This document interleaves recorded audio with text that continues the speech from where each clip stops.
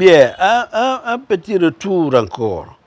Vous savez, quand nous parlons de cadre de dialogue, c'est l'ANAD qui a initié le cadre de dialogue, demandé le cadre de dialogue, conformément à la charte de la transition, en essayant de mettre ensemble, parce que la transition est d'abord une question politique, pour essayer de rapprocher le CNRD et les forces politiques.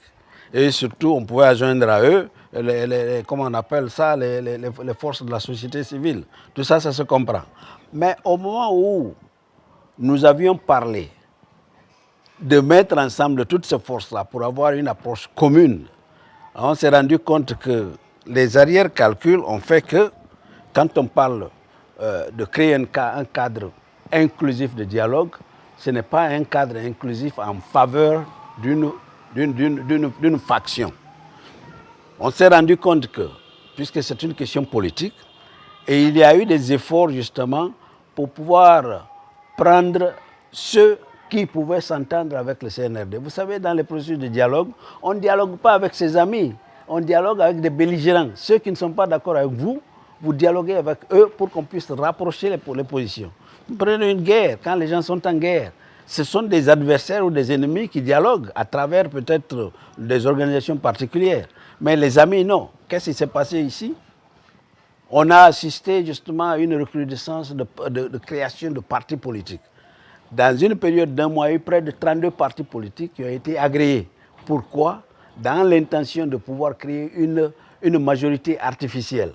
Parce qu'on sait qu'en rapprochant tout le monde, et s'il y a une grande majorité qui peut s'aligner sur les objectifs du CNRD, vous passeriez au vote quelque part. Vous voulez dire que c'est des manœuvres? Mais bien sûr, ça c'est des, comment on appelle ça, c'est des stratagèmes. Mais bien sûr, on le dit, on l'assume.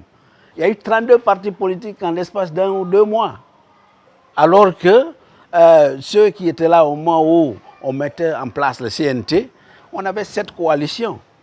Mais après le CNT, lorsqu'il s'est agi justement de pouvoir amener toutes ces factions-là autour de la table, on en a trouvé une trentaine, 34 coalitions pour être exact.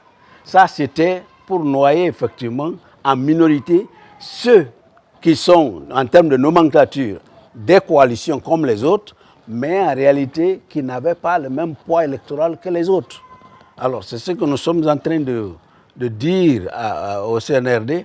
On ne peut pas mettre de côté, même si c'est un nombre petit, mais justement leur force politique, on ne peut pas l'occulter, parce que si on les met de côté, ça veut dire qu'on n'est pas en train de chercher la stabilité dans le pays. Pas parce qu'ils vont venir faire du n'importe quoi, non.